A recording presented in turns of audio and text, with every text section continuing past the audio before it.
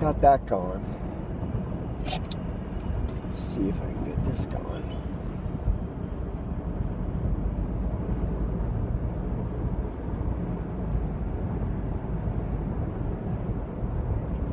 This is recording. Is it? No, it's blinking. Now, is it? Yes, it's recording. Well, should we try this out? Yeah, do you want to turn a light on me? Yeah, let's get that. Might be... If you can't see me, it's almost like this... well, you know, the video isn't as important as... the audio. Yeah, Okay. The audio is the radio show and the podcast. The video is like, I just want to be on as many platforms as possible. Okay. I figured this was going to be tricky because it's night and the only thing we have are these lights, right? Yeah, but I think we're good so far. We can hear the audio, and I think we look pretty good in that screen right there. I got chocolate over here, by the way. Ooh, now you just made it. It's it's in this right there. So anything you need. Thank you. You're welcome. Oh, York peppermint patty. You don't play. No, man. Why would I? Oh. This is all like Christmas candy. It's like around the house forever. Yeah. Forever. All right, this is a little shot of I don't know. Let me get this going. Hello, everyone. Welcome to Crossroads. My name is Reverend Brian Blair. This is a show where we ask our guests about how their faith life intersects with their everyday life. And my guest today is Kirk Douglas. He is the guitar player for The Roots. And if you're not familiar with their music, you might be familiar with the show they're on, Jimmy Fallon. Hello, Kirk. Hey. So full disclosure for everybody, Kirk and I worked at a summer camp together when we were little. What, were we like 18, 19? What were you? About that age, yeah. So this summer camp was an Episcopal church summer camp in Long Island, and we are driving out to Long Island right now. Mm-hmm. Kirk, a question for everybody. First of all, why don't maybe you tell us what you do for a living? Okay. I'm in the band that Brian mentioned, a band called The Roots. I play guitar in that band. I sing sometimes. And, you know, it's a hip-hop band. And so a lot of emphasis on beats and rhymes. I think a lot of people who might have heard of you these days would come to know you through watching Jimmy Fallon. Mm-hmm. The Tonight Show. You want to tell us a little bit about playing on The Tonight Show? Playing on The Tonight Show?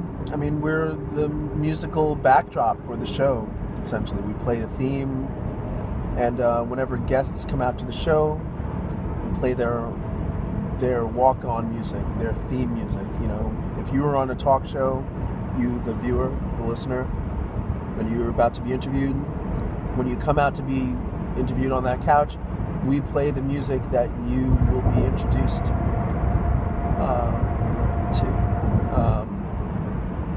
and it's fun. There's a lot of laughter. There's a lot of good vibrations on the set, backstage as well. I love my job, and I work with a lot of cool people,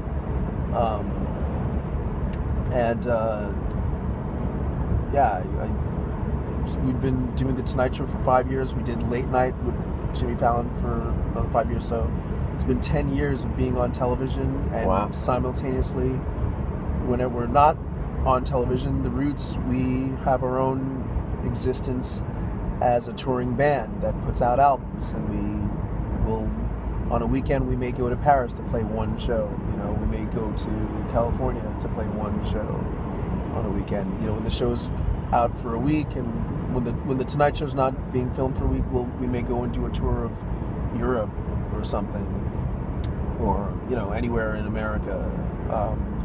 You might be on Yo Gabba Gabba. Oh, well, we haven't done that in over 10 years. Yeah, but you just said that line about love, love, love, and it reminded me of that Yo Gabba Gabba spot you did. See? Love my family. You can take the guy out of Yo Gabba Gabba, but you can't take the Yo Gabba Gabba out of the guy. That was fantastic when you did that. Yeah. My daughter freaked out. Yeah, well, they still play that, and wow. Yeah,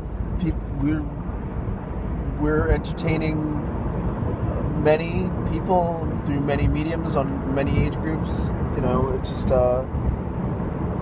but it's been a blessing to be able to do that, to be able to make a living from that. All right. Well, you just said blessing, so let's turn the conversation just a little bit. You and I met working at a summer camp. That's a church camp, right? Right, Christian based. What about these days? What are you up to spiritually? Spiritually, I don't go to church very often. I go to church mainly with my, sometimes like my mom when she goes to church on Long Island, I'll accompany her. But my family, my wife is not into going to church like very much at all. The only church that my family enjoys going to, for myself it can be kind of boring sometimes, like if it's a very antiquated sort of mass, the way it's run. But I enjoy going to your church when you lived closer, Brian. I enjoyed going to your church because, and my family also, like, the only time they didn't really complain about going to church if they went was when they went to your church. Because we always have a fireworks display. Yeah, and pyro. Pyro. Yeah. Right. So you can't front on a church. You can't front, Nah. So, and also my god sister, what is a god sister? She's the daughter of she's the daughter of my godmother. Yeah. So I guess technically that would make her my god sister.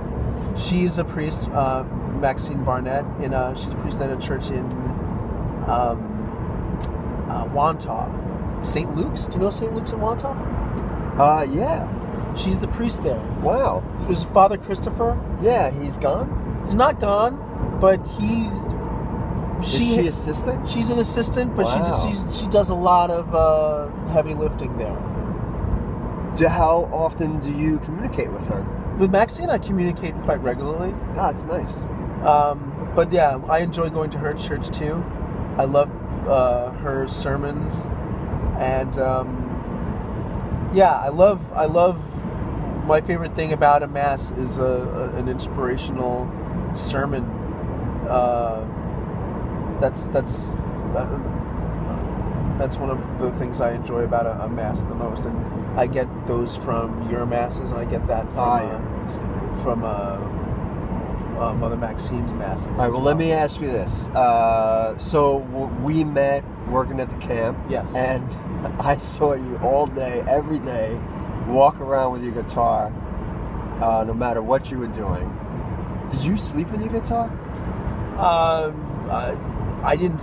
It wasn't physically in my bed because guitars are not soft, and especially at that age, I could probably hurt myself. Yeah. With a solid piece of wood next to my adolescent body. So. But a guitar was definitely within reach of me in fetal position on a bed. All right, so you were doing youth church music all summer long, right? You had your guitar, you're hanging out. Yeah, we played a lot of inspirational songs from the church songbook. Yeah. Did you find that in any way that sort of helped you develop as a musician? Did it guide you in any way? Absolutely, because those songs that are in that songbook, the songs that we used to sing all the time, they're great songs. They're songs that and they'll know we are Christians by our love, shalom, shalom. I got the joy, joy, joy down in my heart. Those are just a few, but these are just like songs that that you, the viewer or listener, may not have heard of, but these songs were a part of my adolescence. And to anybody else that went to Camp DeWolf, or went to a folk mass in Long Island, I'm not so sure how far those songs have reached, but those songs were kind of what taught me how to play folk acoustic guitar. Those songs, and folk acoustic guitar, it could be secular too. So those same chords that would be in those songs are the same chords that would be in Bob Dylan songs, and the same chords that you would use to write. They were kind of building blocks that would help me when I went on to write my own songs. So yes. What kind of music were you doing at that age, outside of the stuff at the camp? At that age, I was kind of all over the place. I liked stuff I loved the Smiths, I also loved Living Colour, I also loved The Cure, I loved U2, I loved the Cocteau Twins, I loved Fishbone, I loved Stevie Wonder, I loved, Jackson 5, Motown in general. We're looking at between the ages of 15 and 19, 20. Those 5 years were the years where there's a lot of musical discovery in those years, and the music that I was making outside of camp world, church folk music world, was music that was kind of echoed those influences, Jane's Addiction,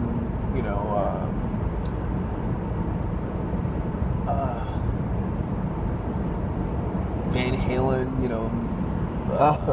all sorts of things. The Red Hot Chili Peppers, Oh, I forgot that time period. Everybody had to do that finger tapping stuff. Yeah. You weren't allowed to play guitar, were you? It's funny. Just everybody I knew. It's hey, watch this. And everybody was doing that Van Halen. Yeah. That's funny. Yeah, so all that stuff. These days, if you're writing your own stuff, what kind of genre would you stick it in? What kind of genre would I stick it in? Yeah.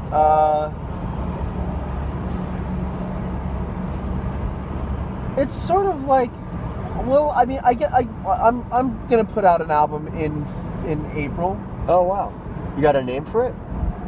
Yeah. The name of the album's Turbulent Times, and I think it's gonna be under the name 100 Watt Heart. It's kind of like a band name. It's pretty much the band name. I feel weird calling it Kirk Douglas, or I feel weird calling it Captain Kirk Douglas. So your band, at least for the sake of this album, is 100 Watt Heart? Yeah, that's correct. Have you come up with... This is my first hearing about it. Have you guys come out with anything before this that we can look for? No. Before, I used to have a band, I called it Dust Rays, or the Dust Rays. Uh-huh. And, but I want it to be 100 Watt Heart now. Because I just want it that way. And what's the name of the album again? Turbulent Times. Turbulent Times. Yeah. And you were asking what sort of genre it would be under. It's kind of whatever song I'm hearing at the time, If I'm hearing a song that's that I feel is sort of, it's kind of, I'd file it under rock. It's a rock album. Uh-huh. But there's songs that to me, that sort of remind me of, Black Sabbath, or songs that remind me of Hendrix, or that remind me of Zeppelin, or songs that would remind me of the Police. The songs that remind me, one song I think has kind of a Cocteau Twins sort of influence. Yeah, it's sort of, but it's it's sort of guitar centric in that, the guitar takes up a lot of real estate, as it does in, rock music. It's sort of what the name sort of alludes to, like a 100 watt amplifier. It's made to be played at a loud volume. Oh wow, great. That's so. Once this thing's out, are you gonna tour? Oh, I don't really have many touring options, given my day job and then given the schedule of the Roots when said day job is not in session. Yeah. You know, I'm like touring all, you know, but I would like to do some shows, you know, locally in New York, you know, in support of that album. You know, maybe when it gets released, I'll do a couple shows surrounding that. Well, maybe you come on up to Yukon. Maybe. We might even be able to, you know, get you pizza or something like that. Ooh. You know? Okay. Well, yeah, it's like but as I was saying, like because of how much I tour when I'm not doing the Tonight Show, and because of the schedule of the Tonight Show, when I'm not touring, when I'm not working on the Tonight Show, I really love my home life, and my home really needs me and needs my presence as much as possible, because I have, you know, I'm a dad, I have an 11-year-old, and I have a 13-year-old, and it's sort of a time in their lives when they really need me around, you know. Well, that's a great segue into same question, maybe a different angle. So as somebody who grew up in the church, who considers yourself to be a person of faith in your own way these days, does that inform your parenting? Yeah, I mean, I feel it does. I mean, I like every day, like it I don't know exactly how my kids feel about it, but I think it's important for my wife and I to say grace before our meals, before most meals that we have. I think it's important to. You don't have a favorite one, do you? No. I mean, when I was younger, it was God is good, God is great. Let's give Him thanks for all our food. Amen. But what I didn't realize is I was supposed to be God is great, God is good. Let us give thanks for all our food. Amen. Because the good is supposed to rhyme with food, but good and food. Yeah. It doesn't even really rhyme that well. No. So now we just like give thanks for the food and whatever we're giving thanks for, and whatever we're sort of praying for in our lives.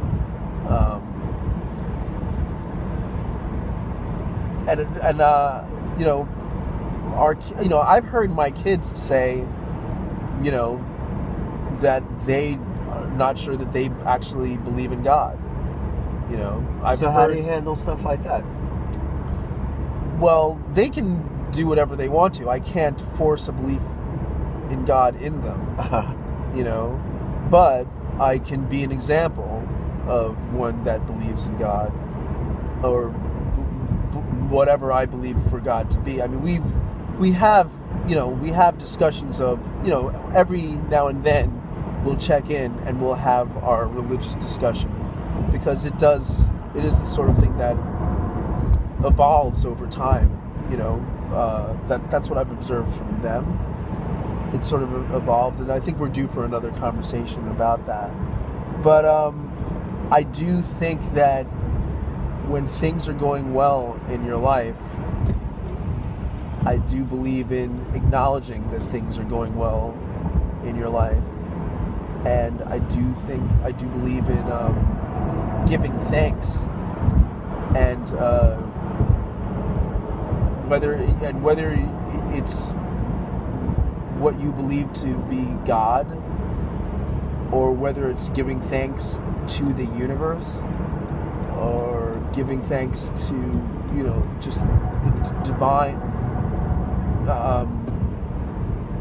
But I believe in appreciation, and also when things are not going so well, a plea to the divine, or a plea to that which is greater than all of us, for assistance. Well, let me ask you about this. To have food on our table, yeah, and to be sharing a meal together, to be alive, to experience that, I believe to be a gift. And I believe that's a gift that should be acknowledged and celebrated. So it sounds like great thing to show your children, gratitude. I'm wondering about the lyrics on the album. You're talking about gratitude. You seem like everything's going great. Does that show up on the upcoming album? Well, I mean, looking at it, I mean, you know, there's a song, Turbulent Times, and that's sort of just my, you know, kind of confusion and sort of my acknowledgement of, like, how, you know, just basically, like, almost as a child, you know, asking, like, why is there evil in this world? You know? And sort of not necessarily knowing an answer or coming to any sort of, like, conclusion, but more just maybe a suggestion that, you know, trying to, like, live in such a way that, you know, just to try to treat other people the way that you want to be treated, you know, basic stuff that you learn in kindergarten. Would you say it's more of like an exploration? An exploration? Yeah, I guess that's pretty accurate. Huh? But it's more, but it's posing the question, like, just like why does mankind kind of, you know, treat each other, you know, in so well? Yeah, why are people just so damn kind to one another? Yeah. Yeah. Yeah. That's where that song comes from. And then there's other stuff, you know, just personal experiences, you know, like, you know, why did somebody borrow my guitar and throw it? You know, why did, you know, some stuff's about, you know, the birth of my kids. Some stuff's about, yeah, I guess that would be considered dad rock. But the birth of any child. Some stuff's about just trying to make this year the best year you can possibly make it. Some stuff's just, you know, about, like, my experience being in a band and being on the Tonight Show. Did you write a song about me? That's on the next album. Oh, it's great. Yeah. Thanks. Maybe it'll be about this very night. This, exactly. Yeah.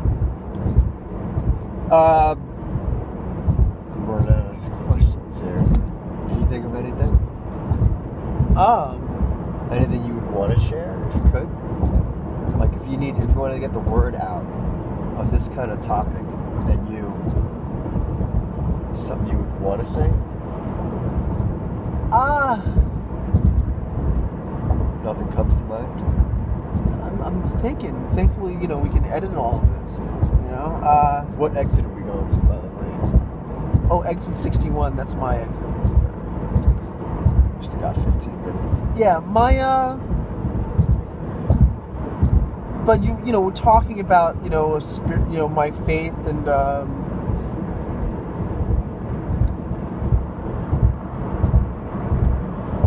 I do believe in spending time. I do believe in meditation. Like, I try every morning. I try to wake up before everybody and, like, you know, sit quietly and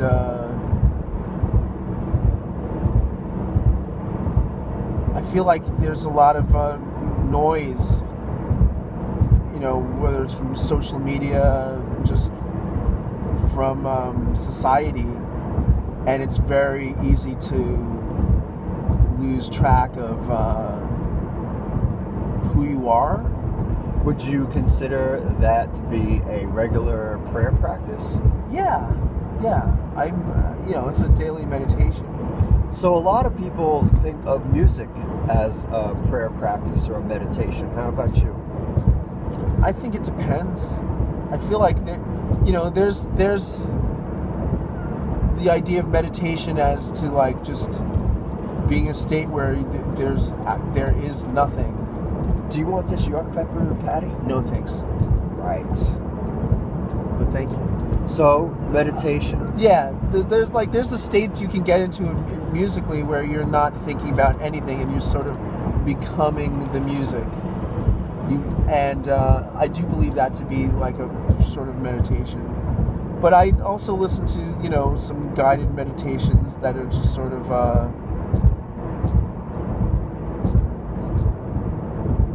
just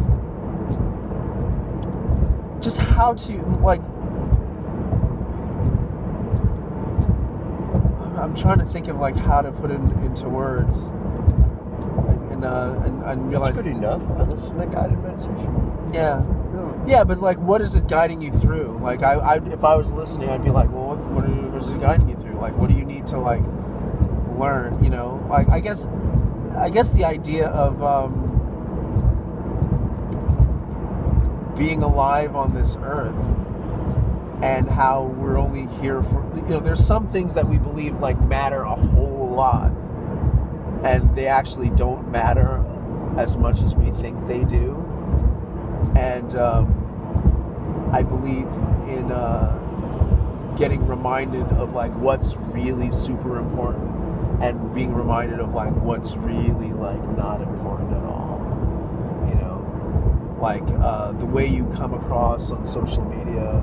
You know, I believe that can get really wonky, and just like when you're really like comparing yourself to other people. Well, that raises a great issue. How do you approach being a celebrity? And is there sort of a spiritual element to it at all? Well, it's really hard for me to consider myself a celebrity. And the reason that's the case is because you have so many different levels of quote-unquote celebrity. And like, I see celebrities on a regular basis. And, you know, when I think of a celebrity, I think of somebody that's coming on The Tonight Show and to be interviewed by Jimmy Fallon. Right. You know, I'm on The Tonight Show every day playing music, but I'm not going to be on the couch to be interviewed by Jimmy Fallon unless some crazy thing happened. You know, I don't know what that crazy thing would be. Like, you know, if I like, you know, if somebody like fell into the subways in New York City and like I jumped in and I pulled them out. Yeah. And then the subway just missed them, and somebody like caught that on film and that went viral. Right. Well, let's I could see myself being interviewed for that, but it'd have to be a sort of series of events that would lead to something like that. Anyhow, let me ask the same question a different way. Okay. So you have achieved some level of fame. People know you. Okay. Guitar player on the Roots, Jimmy Fallon. You tour, so you have to deal with things coming at you. Yeah. Along those lines. And you talked about social media. Yeah. And so those things can be very tricky. Yeah. How do you approach it? I approach it by remembering that it's just like, you know, people are into like an image of you, and that has, you know, I happen to be the person that is associated with that image, but I am not my image, you know. Like I years ago I heard, I guess it was Dana Carvey saying, you know, being a celebrity, it's like if there was this orange and that orange was on TV, and then people like saw that same orange in a restaurant, like they look at that orange and be like, that's the orange from TV, you know, but it's just a freaking orange. So you know, you're saying you feel like an orange? Sometimes I feel like a vegetable. But I guess it's just a reminder that it's like, people may treat you that special, but like, you're special. Yeah, you're special, but for different reasons. You're special in the way that everybody on this planet, every life is special, you know, and everybody's special in that way. But I can't, if I'm thinking I'm more special because I'm on television, like, then that's setting me up for, I'm looking to external I'm looking for happiness outside of me. And if that happiness outside of me was to suddenly fade or stop, and everything stops, everything's temporary. Happy, sad, good, bad, everything's like temporary. Like once that stopped, then I would be like, oh man, if I was depending on that for my happiness, then that would be really sad for all that stuff to end if I'm looking to the external for validation. So I need to make sure that I find my validation from within. And that's, you know, that's something that it's not always easy to do, to find my validation from within, you know. And it's like, as a performer, you get sort of trained to be looking to please an audience. You get trained to be looking for validation from outside. That's like, it's like, wait, isn't that your whole thing as a performer? It's like, yeah, and I need to like sort of take care of my inner health, and that's why it's finding love, you know, from a spouse, having children, finding love from your children.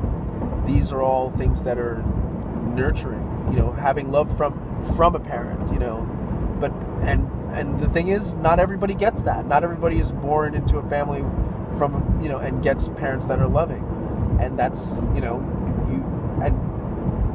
what about those people? It's like, you have to like find what it is that gives you joy. And you know, thankfully for me, music is what has done that. And so I need to like make sure I maintain my relationship with music, whether it's music that I listen to that I get satisfaction from, or whether it's music I create. You know, that's what I discovered that works for me. Well, what are you listening to these days? You know, there's this beautiful band called Khruangbin. I think it's spelled Khruangbin.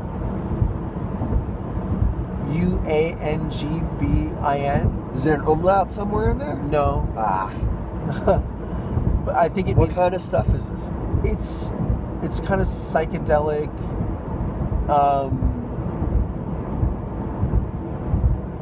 Sort of like, it's got influences that are like, sound like Thai, Malaysian, like African sometimes, funk, you know. Is this instrumental? But it's like probably like 75% instrumental. They sing in English? Yeah, they sing in English. There's a lot of oohs and ahs and stuff, but like minimal vocals. Yeah. But it's a 3-piece, and their sound is just so intoxicating. How'd you find them? I found them online. There's this website from Premier Guitar called Rig Rundown, where you like kind of look at the equipment of all your favorite guitar players. Oh wow! And so they were on the show. Are you on that? Are you on the Rig Rundown? There's an older version of that with me doing that. Yeah. Yeah. Fantastic. Yeah. So I looked at theirs and I was like, oh, this stuff looks. Just the equipment they're using looks really interesting. And I wanted to check out their music, and then I was like, oh, okay, their stuff's really good. Wow. So I've been listening to them. Where are they from? Austin, Texas. I think. Oh, okay. Yeah. So I've been listening to that. I listen to a lot of Daptone music. That's you know, Sharon Jones and the Dap Kings, like kind of like new music that's sort of made with a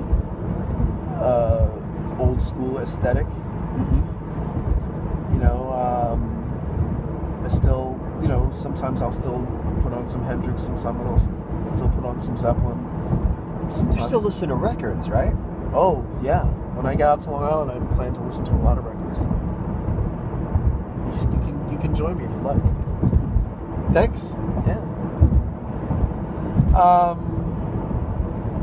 Yeah, that's what I like.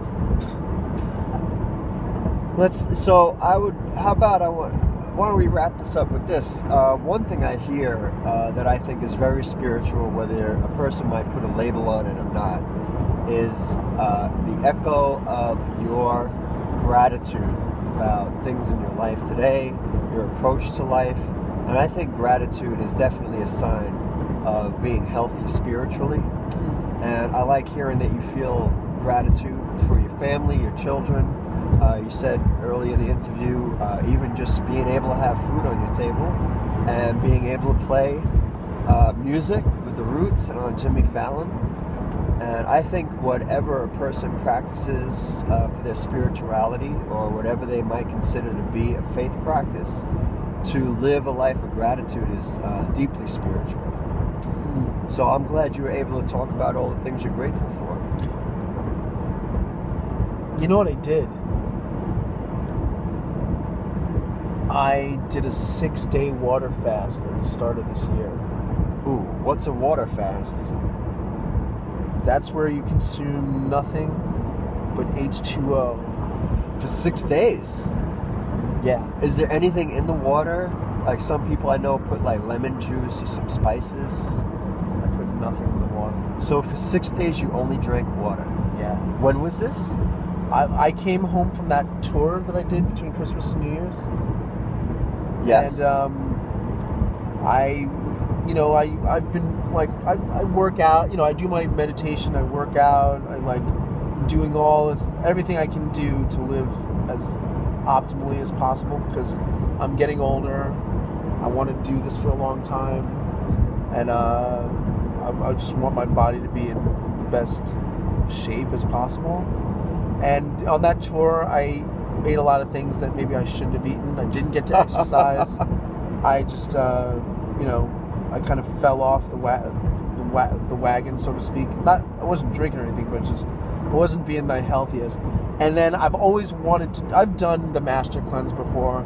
I've done I did a 3-week juice fast a year and a half ago, nothing but green juice. And I've always wanted to do water fast. I had 6 days off from the Tonight Show, and I didn't have any obligations.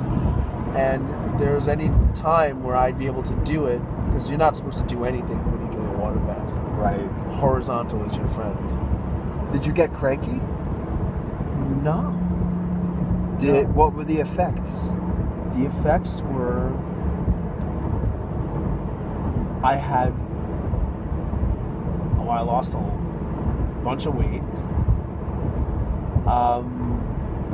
I did develop kind of a clarity, towards the end of it. There was kind of a fogginess for first few days. But I just afterwards, I on the 5th day, I stopped. 6th day, I really didn't feel hungry anymore. Wow. And but I really, eating is such a human thing. It's what we all do as humans. It keeps us alive, and but not eating and just, because I was living with eaters. I was, in some cases, I was preparing food for my family. Because You want a kiss? I feel like the fast was its own reward. Thanks. But I felt it kind of felt like I died. Oh wow. But I was still around. I felt like a spirit. I felt like all the things that I would feel like I'd be missing out on if I had died. I was still able to kind of do them, be around, but I just wasn't eating. So I was able to I sat at the dinner table while everybody was eating, but I wasn't eating. Oh wow. And that's just what it made me think of. That's kind of what it felt like. How was your family? Were they helpful? Yeah, they were helpful. I mean, I think because I fasted before, I didn't fall into the feeling hungry or feeling cranky. The difficult aspect. There was a couple times I woke up at night and was from hunger. 61, yeah. I did experience some of that. I wanted to go 7 days, but on the 6th day, I felt my heart starting to beat really fast. Oh wow! And then from things I was reading, it said if you you might experience that for like a few seconds each, but if you experience that for like, you know, a bunch of minutes, it's time to end your fast. So I did. But that first taste of orange juice. Yeah? Heaven? Oh, in a glass. Well, we're back to gratitude. Right? Yeah. Wow. So, would you say that you had a transcendent experience? Yeah. Yeah. It wasn't like this, You gotta tell me what to do, right? You gotta make it right, I'm sorry. It was pretty profound. You develop like a huge appreciation, and it's still there. The appreciation for food, and also empathy for those that don't have food. Just you really feel like the sense of empathy for those that have no choice but to starve. So yeah, so there's that. But I felt like if we're doing an interview like this, I feel like I had to kind of mention that. I think that was one of the best parts of what we talked about tonight. Cool. That's like a very legit, serious spiritual practice right there. Yeah. That I don't think many people do. I highly recommend, like, it's definitely something that's, I feel like something you should experience when you're alive. Just at once in your life, just to know what that's like, and just to go, you know, I really feel like I went through something. And yeah, you just look at your world differently. And, you know, in this, if there only is one life, you know, I think it's cool to see it from as many different perspectives as possible. I'd rather not see it from jail, though. I'm cool with not seeing it from the perspective of the one that's behind bars. Well, I had a great time talking, Kirk. Yeah. I really appreciate you coming on the show, doing this big favor, saying hello to everybody. I want to. Would you be offended if I spit this candy out? I didn't know. No, you got to do what you got to do. Did you hit anybody? No, there's no good. Okay. All right, well, we're signing off from WHUS Radio here in Storrs, Connecticut, the radio station for Yukon. And I'm going to say goodbye to our special guest today, Kirk Douglas of the Roots. Kirk, you want to say goodbye? Goodbye, all out there. Stay safe. Don't eat the yellow snow. Be thankful. You're alive. You're having an experience. And if things are not going so well, this will pass. If things are going really well, enjoy it, because that's going to pass too. And on that note, thanks, Kirk.